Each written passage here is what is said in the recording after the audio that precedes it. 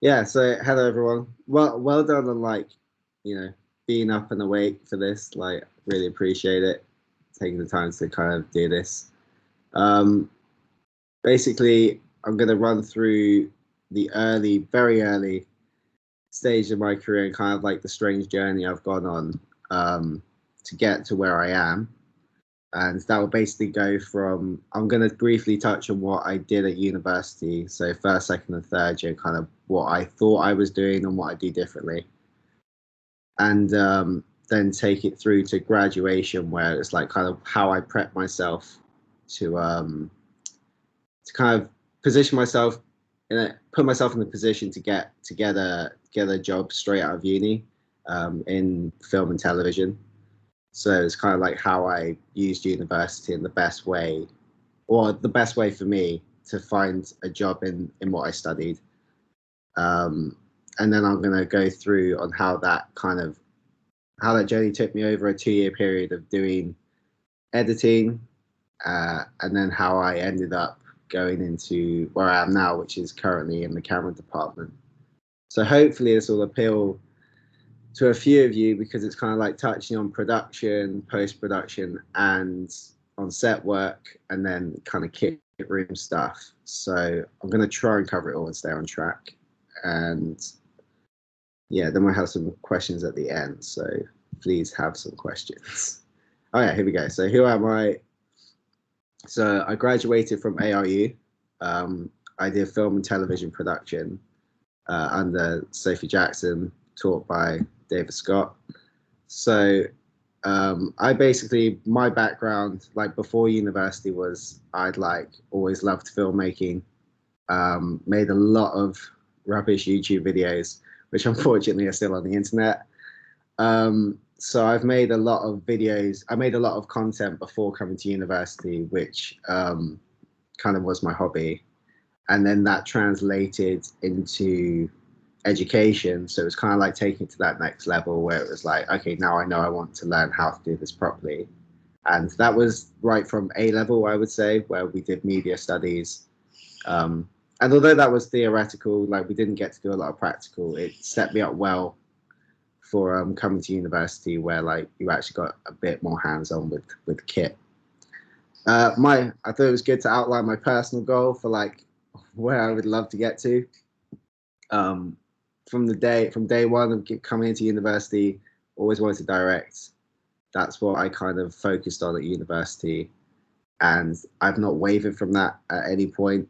I still want to get to that point, so I think that's important to outline to you guys that although I've kind of fallen into these other roles, it doesn't take away from the fact that I'm still aiming for that, and I still, see myself at some point achieving that, even if I'm 50, and that's when I get there. That's when I get there. Like I do not mind. That is just kind of always going to be the goal for me, to at least direct one film. So I thought I'd just outline that so that you know what I'm kind of going to go on to try and do. Um, and also it might make some of the stuff I've done here make more sense. So yeah, my aim for this talk is to hopefully you who are the students who are currently like in the middle of their studies or approaching the end of their studies to kind of be like, don't worry, it it is going to be okay, and that you can get a job, um, and it's not down to luck. Like you do create your own luck. I'm going to cover kind of how to get the most out of your university studies, even if you're coming towards the end. It's kind of like I want to go through how you can set yourself up well and use what you've already done. Um, yeah, the expectations of the jobs that you will be finding, I think, is very important. So how are you going to, or what you're going to be doing, or what kind of jobs you're going to be getting, and kind of how to make the most of those as well. And also, the most important thing, where the hell do you find these jobs? And I'm basically going to be going through some of the places that I went to and how I ended up securing some positions and some roles. So I'm hoping that that will be useful. And I'm going to go through kind of my story to hopefully show you how I went about this. So if we just go to the next one. Yeah, so university, let's start there. I thought it was important to outline kind of where you can kind of be at, uh, or where I saw myself being at looking back now, like kind of what each year was kind of like for me in a really brief summary. So like when you're coming into university, you can kind of be in two places of like, I don't have a clue about any of this. Like I've never touched the camera. I just think I like, I like films. I think it's something I'm interested in. Or where I kind of was, it's like you've been making stuff previously. You know what you want to do. You know what your aims are, but you're still really terrible at what you're doing. And I think that's kind of like where most people kind of sit. Two extremes. That you're somewhere in the middle. It doesn't matter. Like you're somewhere on that scale where it's like you're coming to university to hopefully make some stuff. And basically, my advice would be, if any of you aren't already at university, um, or are thinking of starting university, it's a great place to kind of just start making all those ideas. And hopefully, if you're coming towards the end of your studies, you have got a lot of your bad ideas out the system, and maybe you've made mistakes along the way that you can learn from, because it's just basically getting those ideas out in first year. Um, the second year I kind of put down, like when I was in second year, it did feel like it was getting to a point where I was being marked and stuff. I really wanted to kind of produce a high quality of film, or documentary. I was just trying to elevate those productions to at least looking right when they were on screen, not necessarily everything else that went with it. So it's not maybe about having a smooth production, but maybe about getting the end result you want. And this was also like where I learned kind of how to be a part of a team a bit more. It was kind of like, I think there's a great opportunity in short fiction, where you kind of get to be a part of a team for the first time, like a proper team, a crew where you have established roles. And I think it's just hopefully what you can take away from those years, no matter how those films went and the mistakes that were made, or if you're going into it, kind of the mistakes you will make. It's just about being part of that team, managing your expectations, being a part of a crew, um, and still being an individual creative is important. Like knowing how you can add value to a film, even if it's not necessarily your script or or your idea. Like knowing how you can use your own individual uh, skills to add value to the projects. And then third year, I think it was all about kind of refining yourself. So like refining and specializing is kind of how I phrased it. It's kind of like you know where you sit within your role. You kind of have decided on the role. And I think university is important for helping you try out all these roles. So again, if you've not gone to university, and this isn't really chiming with you, it's kind of like I would pitch university as a place where it's like you can kind of get to that point where you have some idea of a department that you want to be in, not necessarily even a role, but a department. Someone's at the door. I don't know who that is. Then we go. Let's go back. I don't know where I am with the PowerPoint. Oh, I'm at the beginning. Sick. 1 second. But yeah, if you get to a point where you're kind of knowing what role you want to be in, I would say that this is the point where you kind of can bring it back to that what you had in first year. So like when you get to third year, you know your role, you know you can do a job to a certain level, and I think if you can really reflect on what you did well, if you've already made your major projects, um, and focus on how you add the value to the story. I think that's a great kind of angle to analyze yourself when like moving on to industry. And this project as well isn't like you. I would always stress when I made my major project, I really did stress to my team, this is not the last film you're going to make. Like this should be the first film you're going to make. This is like your first step like outside of uni.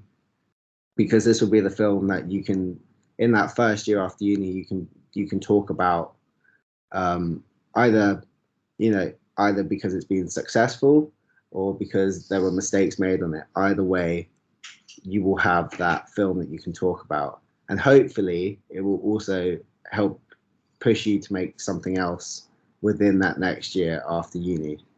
um, so yeah, like, basically, just to recap that, because I did kind of mess up the third year bit, is kind of like, you want to understand your specialized role and just how you can really add value to what you're working on from your role. So it's not necessarily about you can get stuck in other departments, but really focus on what you can add through your role, or your department, to tell the story, and really try to focus on telling the story. Because from my personal experience, when I was at university, I got so caught up in everything else, like the production, trying to make everything run smoothly, not making any mistakes, that I kind of lost sight of my story a bit.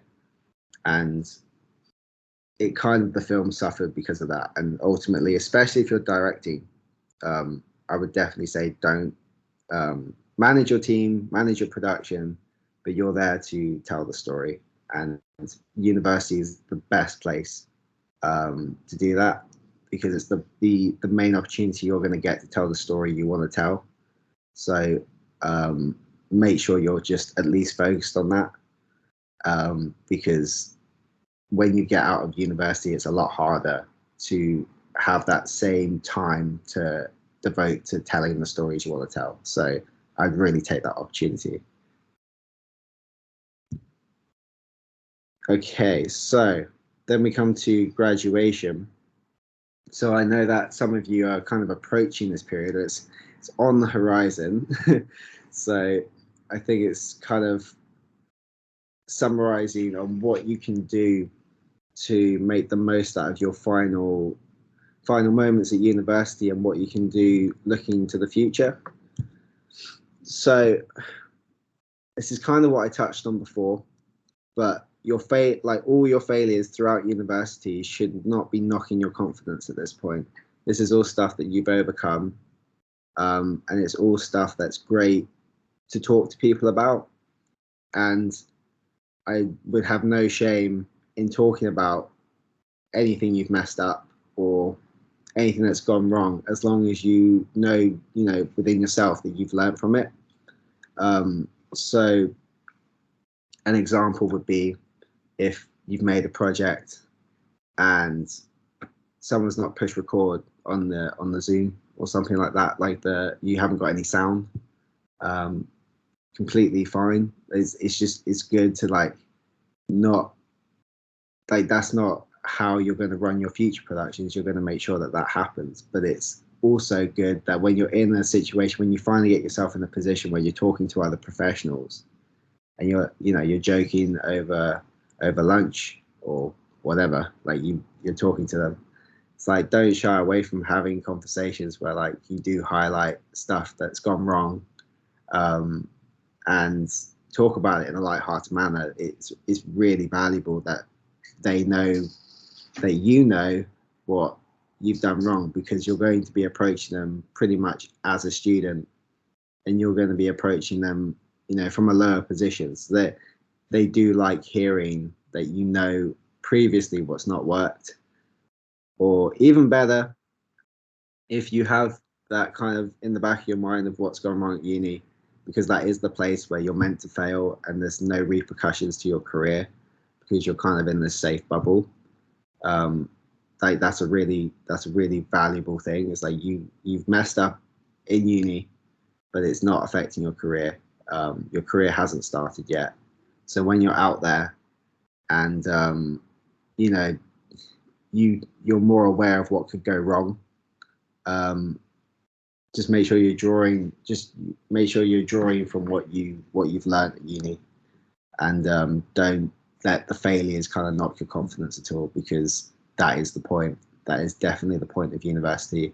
And I say that as someone who messed up continuously, trying to achieve a lot with what I had. And often aiming so high would often lead to me being disappointed with what I made. But ultimately, looking back on it, it really did help me learn a lot, and it also meant that I had a lot to talk about, and it made it seem that I had more experience than maybe other people around me, even though I was a fresh graduate and they'd been in the industry a year or two. And it just helped me like kind of have that level pegging with other people, and be able to hold those conversations and not look out my depth. So what you can do in those final moments before graduating, how to really utilize your time at uni, I think it's a great time to ask questions. So it's the best time where you can go to any professional you want at any level of the industry. If you can get contact details through, I would often recommend going through people's Instagrams. That's a great place to find, especially DOPs, camera operators, and like directors. That if you like someone's work, if you genuinely like someone's work, to the point where you are analyzing it, you understand it, and you've take those skills you got from uni where you've had to write those horrible essays on breaking things down. You can use that knowledge to really break something down that you like, and you can then contact that person and talk to them from as a student. They love that. They love being contacted by people that love their work. So never shy away from that while you're at uni. And it's not necessarily that you're doing it to get something out of it, but if you can just put across that you love, like find first of all, find the work you love, and then contact them and just tell them you love it, or ask questions on how they did it, hoping to gain some sort of knowledge. I guarantee that will get you that will at least get you the knowledge you need, or some further understanding, especially when you're graduating and like your studies have stopped. It's a great way to continue learning and to kind of start that ball rolling. As a student, everyone's expecting you to ask questions, and it's just a great position where you can be that vulnerable and ask whatever you want, and no one's gonna kind of expect you to know anything. So they'll happily sit you down, talk to you, or give you an email reply, or ask for a phone call. That's always a great way to get at least their number. So it's just about using that position as a student to your benefit. Yeah, and then what I did, kind of coming on to what I did when I graduated, is we basically had the option to do work experience. And what I decided to do is go to a company called Molyneux, which is a post-production house in Soho, because at the time I thought my best path to reaching that goal I covered at the beginning of directing was to go through editing, meet directors in the edit suite, learn from them, hopefully then get on set with someone, or maybe specialize as an editor, and then years down the line make some of my own stuff. So what I did is I contacted post-production houses in Soho, because that's kind of the hub for editing. So if you are interested in post-production or editing, I would highly recommend going and Googling on maps just post-production houses, because they are always willing to bring people in to work there.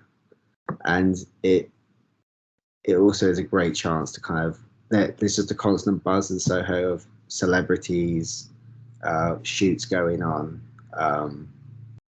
It's just a good hub. It's a good hub to be. It's a good place to be, especially when you're starting. You're trying to find people to talk to. So what I did was I went to Molyneux for a week, and I won't lie, it was awful.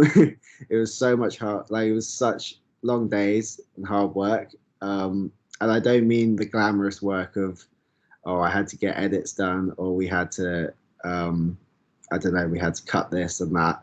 No, it was really working in the kitchen. So you had to, like, basically you start in post-production, you start as a runner in the post-production houses making the teas and coffees. And there is no other way if you want to move up these big companies, these big post-production houses. There's no other real way of doing it.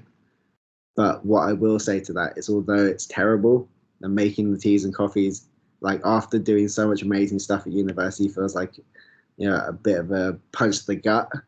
It's I can't stress enough that it's worth it, because I know a lot of the people who I started with there while I was on work experience, and I just, you know, were chatting to them. It only took them about 8 months to a year before they were in a position of where they wanted to be. And I think that when you're going to graduate, you've got to think about it as you've got to position yourself in the best place to meet people. It's not necessarily about what you're doing or the role you're in. You just want to be in and around other professionals that are doing what you want to do, because at the very least, you're going to get chances to have those conversations, gain that knowledge, or even go one step better and make contacts that will actually take you on set or take you into an edit suite. So while I was there, just in 1 week that I was there, I got into 2 edit suites where I was talking to directors, I was talking to editors, and we were working on the title sequence for a documentary. I can't actually remember who it was. It's basically it was a documentary about a celebrity who had passed, and he basically wanted me to watch an opening title sequence and give my opinions on it. And bear in mind, I'm still a student at this point, so I kind of utilized what we've been taught at uni, breaking down the scene, being able to pick out what I liked, and you know, that kind of experience really is what you will get by working on the teas and coffees. Is that you will get those opportunities to have those conversations, and yeah, editing something you want to go into, that's a great place to do it. But then basically after I had that work experience, found it really tough, went home and thought, you know, I don't really want to tackle something that big. That was just me personally. Like, I didn't see myself lasting 8 months to a year doing the commute into Soho and doing the teas and coffees, getting in it, because I think you had to get in at 9:30. I didn't see myself being able to sustain it because of the travel. So what I did was I basically I lined up another load of work experience, but I did that for after I graduated. So I went away, because at Molyneux they kept my CV on hold. So they said, you know, if you ever want to come back after, you can. So that was always a good kind of safety net of like, okay, if nothing works out, I will go there. I will commit to being a runner for 8 months. But what I did was, in the end, is I contacted other companies, and this time I went for smaller production companies. So I went for people who I thought I could kind of get stuck in with production, maybe get to do a bit more editing, because they were a smaller company. I thought I could push for that quicker. And I'm not sure to this day if I should have just gone for being a runner and worked my way up slower and got to a more established position, or if I should have gone the route I did, just go for a smaller company and get editing quicker. To this day, I'm not sure which path is better. I guess it is down to kind of your personal goals.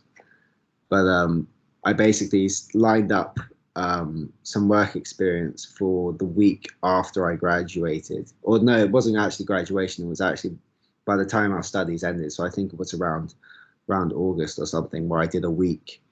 I did a week with Ad Hoc Films, and that basically, after that week, in that week, all I was doing was, again, teas and coffees. I reorganized all their wires because it was atrociously organized. Set up a few editing suites. You know, did some running jobs with them, and you know, that was basically it for the week. But basically, they kept me on after that week for another 3 months on a 3-month contract, and they said it was all down to attitude a willingness to work, and not shying away from any job. So they give you some horrific jobs at the beginning, where it's just like cleaning or stuff that you know you didn't have to do at uni. You got to just focus on being creative and making the films, which is why I stress telling the stories you want to tell while you're at uni.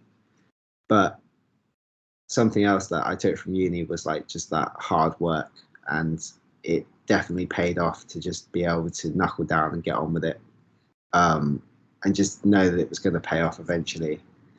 So I basically, the first 2 months with ad hoc, I was just a runner. I was just doing whatever they wanted me to do. And eventually I got the opportunity where one of their staff members left, and he basically, a massive gap opened up where he was a producer, he was an editor, and he would direct. Because it's a smaller company, you end up like doing multiple roles. So I was just like, this is kind of my chance. And when these edits came in, because ad hoc films specialized in commercials and sports documentaries, so we do a lot of stuff with FIFA and EA Sports, a lot of video game stuff as well, like sports games. So an edit came in for I think it was Ian Wright and a player called Kaka, and they were basically just sat down interviews, talking heads, and they needed to get the edit done over the weekend, and they didn't want to pay the £400 a day you'd have to pay what we would call a shit hot editor to do it. So they basically would come in over the weekend and in 2 days smash out an edit, but they get paid near £1,000 for it. And they didn't have the budget to do it because, again, smaller company. And that's when I kind of took my opportunity to say that, I was confident I could do this edit. I was like, I can cut it for you.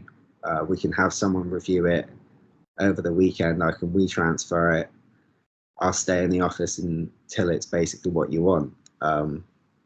And yeah, it took me longer than one of those expensive editors would take to do it, but it saved them a lot of money, and it just meant it established that I could actually do the job. And then after that, they gave me a year contract to stay with them and do those kind of edits. And very quickly, I got to work on bigger projects and given more responsibility. So yeah, coming back to graduation, I think it's very worth lining up work experience and doing stuff for free so that you just keep the momentum going after uni. I wouldn't, don't be afraid to take a break and stop, because the industry, it feels like it doesn't wait for anyone. But if you need to look after yourself, and that if you take a month off to kind of recharge and then you can go for it, that's perfectly fine. But just know that it's beneficial to line up something.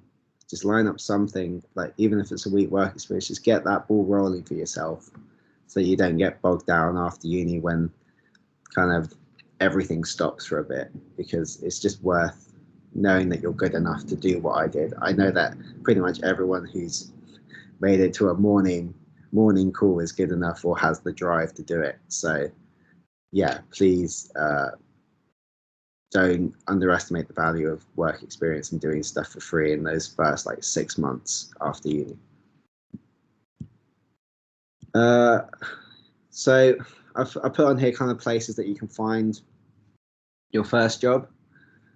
At this point in time, the job I got was through Production Base. That's what I used that site to find the job I'm in now. You do have to pay for it. I just bought it for a year because I thought I'd be looking for a while. Turns out it took me about 2 months to get this job. My first job in film's another good site. Both of these sites will flood your email inbox, so maybe set up something uniquely for finding a job, because it's such a pain having loads of emails come through, and they're both very overwhelming. But yeah, the opportunities on there are really great. If you've got the experience to kind of do a job as like in those assistant roles, I definitely put it down as I'd use them more for running jobs in your first year, just to get you on set or get you in a post-production house or within a production team. I put on here Facebook because I basically asked everyone at work to kind of give me advice to kind of share with you guys, and every single one of them who's there started by I'm talking about all the younger people, so I'm talking about everyone kind of they're all about 24 to, I would say, 27 at the moment. They're all kind of like early stages of their career, but they're kind of second ACs. So like they're on set, they're doing the job, and a couple of them, I think 3 of them, don't even have like much. They didn't have much prior experience, but then they decided that they were interested, and what they did is they went through Facebook to just find any job or any, even like if it didn't pay well, it was more about getting on set. So the Facebook groups where like they post loads of jobs can be very valuable to just kind of get yourself that experience after uni, and you will be good enough to do those jobs. Like the runner jobs on there, you will be good enough to do. So definitely put yourself forward for those and just get the quantity. Don't worry about what you're working on. Just get the quantity of onset experience, because that will definitely bulk up that your CV, and it will bulk up kind of your experience as well, which is just invaluable. Put on small production companies. Oh yeah, the kind of the the time frames next to them is kind of how long it takes, in my opinion, for something to pay off. So it's like with Facebook, it took about 4 to 6 months of doing a few like odd jobs every month for my colleagues to kind of get recognized, or to re-meet the same people, or to get recommended. Small production companies is kind of like 1 to 3 years, in my experience, of kind of getting to that editing role. What I did with Ad Hoc Films did take off quite quickly, and then it was like after 1 or 2 years, like if I wanted to specialize, like that's how long it took. It took about 2 years to be able to do that.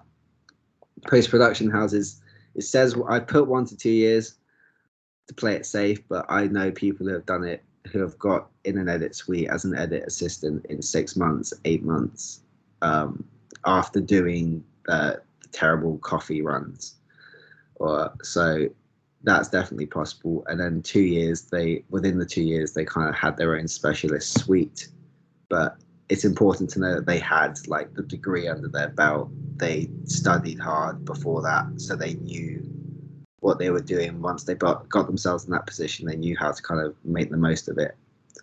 The kit room, if you want to get into camera, this would be my highest recommendation, because it's what I'm doing now, and I can't describe how valuable it is, because it's really blown my mind at how much stuff I've learned in the small time I've been there. But if you can find a kit room, find a kit room that also sends out crew. So you want a kit room that hires out gear and cameras, but also sends out their own crew. The company I'm with now, which does that, is called S&O Media. So that's that's kind of where that is. So so I put 1 to 5 years, because basically how the company works I'm with now is that the first 3 months you're kind of just doing deliveries, so you're just driving. I think that's also very important. I would get a driver's license. If you could do anything in the year after uni, if you don't have one, get a driver's license. It will really help you. So I would say that's step 1, like if you haven't got it already. But yeah, working in the kit room, first 3 months was driving. Then after that, it was kind of like camera trainee, which is what I've kind of just finished, which is getting on set, but you don't have any pressure to do much apart from like change batteries. So yeah, and then after that, it's kind of like the next year or two, I will be doing second AC, working towards that first AC. But then by 5 years, like that 4 to 5 year mark, I should be able to specialize in either operating, focus pulling, or pushing for that kind of DOP role. It just really depends on kind of what I push for personally and what I establish myself as within S&O, within the kit room company. So yeah, I just put those down as a kind of like, oh, freelance as well. I've separated that entirely because it requires, if you want to do it yourself and off your own back, which is completely viable. I know people can be successful at, running their own kind of production companies, making short films, getting budgets, making music videos for people, doing wedding videos. You can do that, but just know that the term freelance is you have to supply the gear. Like that is what you, like if you were hired freelance, you're expected to turn up with a certain amount of gear. And that's why it's kind of like a big investment. So like if you want to do that, you can definitely go down that route in that first kind of year to get yourself that experience. But it didn't work out as well for me as I thought it would. I did try it for a bit, but it was a lot of it required a lot of investment and a little while for it to pay off. Not to say that I still don't do the odd wedding video here and there, because they pay well. So if you've got the kit, if you've got a decent camera, some sound equipment, some lights, and you can make the most of that. But I just separated it because if you want to use the knowledge you use that you need to do that, you can. It is viable. Uni does teach you enough to do that, but it does kind of have its ceiling where you want to be. There will come a time where you want to specialize and be able to build a craft and kind of want to really push yourself to be more than just a videographer. Like if you have the same kind of attitude that I think uni kind of helps you specialize in cinematography or directing, like there will be a time where videography might not be what you want to do, and it's very difficult to then take the step back to do it the way the industry works after you've been so successful doing it on your own. It's just a lot harder personally to do that. But kind of even if you've been a successful freelancer, unless you have established contacts which can get you the work in the role you want, you kind of have to take a step back, which is always tricky. But that's not to say that you shouldn't go for it, because if you're confident in your own ability to do that, then I would definitely recommend going for it. Where are we now? Oh yeah, so I just noted down kind of how terrible this first job could be. I put down coffee, batteries, loading, unloading kit, labeling, ingesting, logging. I put multidiscipline just because you will be getting stuck in everywhere, especially if you're going for those smaller production companies. But I would say just take the hit for the year. Like it's a year where like I would definitely recommend just not worrying about what you're working on as long as you're around the right people.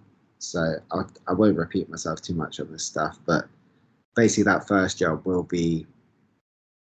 feel like you're taking a step backwards from where you were at uni, because I'm sure you're all making great stuff and enjoying yourselves. So it is a bit of a hit to then go back to, you will be starting your career when you leave. So just remember that it will be a bit crap to begin with, because you will be doing those jobs that, other people in the industry have worked to move on from. So you kind of got to use it to learn other skills, use it to talk to the right people, and make sure people know that you want the work. And by doing the crap jobs, people know that you want the work. And I think once you get yourself in that position, people will know your value and your skills that you've learned at uni, and you then can push for those more creative roles. Where am I? Kind of covered this, but yeah, I'm basically I transitioned from being an editor to the point where when I left Ad Hoc Films late last year, I was applying for jobs both to specialize as an editor, and the jobs I were offered is I was basically left after Ad Hoc Films with I can either go down the route of um, specializing as an Avid editor, which is like a high-end editing software, um, and that's something that because I pushed so far within Ad Hoc Films that I got the opportunity to work on their documentary side. So I got to work on Avid, which meant that it just opened a whole other world of editing opportunities. So I basically got offers with Sky. I got offers with a lot of broadcast companies and drama company or drama editors. Um, but the problem I often found is that no one was willing to kind of mentor me a bit. I was kind of in this place where I knew I was good enough to push for like that specialized editing role, but I really wanted someone to just show me how to do the job in like an industry way. Because up until that point, coming from a smaller production company, it was always about getting the job done. So like I could get the job done, but it just felt like there was a better way of doing the job, and no one had shown me that. Um, Especially as I was learning Avid on the job. So for me personally, I ended up turning down the bigger, uh, the larger companies like Sky, because I didn't want. Also, a lot of those opportunities were like based in sport because the company I was with worked in a lot of sport. So I was like, I don't really want to pigeonhole myself into just following the money and going for Sky or anyone like that because I will just be doing the job, but I won't be like actually building a craft. So I decided to go a different route, take the opportunity while I'm still young to retrain and just get another load of skills under my belt. And I kind of took a step back, went into a kit room with S&O. But the difference was I chose S&O because they were willing to teach me. As I was kind of saying briefly before, like this is just notes from. I just got like they have a whole notebook thing, and it's like they're willing to train you. They want you to succeed. Then they know that within 3 to 5 years you will be moving on, and they kind of are set up in that way to keep people coming through the door. They have a good network. So I've got a bullet point here just on the last bit. It's like, how does this compare to where I thought I'd be? And I won't lie, when I entered university, I really thought that it would be a case of, I will just make a great short film and then someone will see it, they take me under their wing, and I'll hopefully be at least on features by the time a couple of years after uni. It's not the case. However, I do see that getting on features and dramas is now more of an opportunity than ever because I'm meeting people who are in those avenues by doing the kit room stuff, and I'm learning skills that I can take to any industry or any part of our industry. So I can do dramas, I can do documentaries, I can do commercials, because we work with all of them, and it's just about I'm now focusing on a craft, more than kind of how my career looks. I would say I'm not going to like try to get the best looking job. It's more about what I think I can actually take from it